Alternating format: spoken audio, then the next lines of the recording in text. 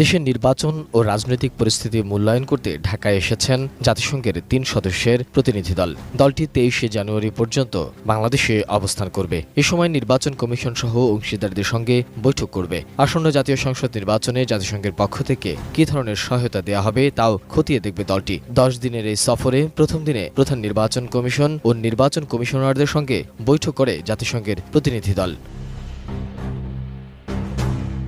ঢাকায় নিয়োজিত জাতিসংঘের আবাসিক সমন্বয়কারী গোয়েন লুইস বলেছেন, বাংলাদেশে আগামী জাতীয় নির্বাচন কবে হবে সেটি সরকার ও রাজনৈতিক দলগুলো ঠিক করবে। নির্বাচনের সময়সীমা নিয়ে তারা কোনো মন্তব্য করতে চান না। And understanding the environment that the elections will be held.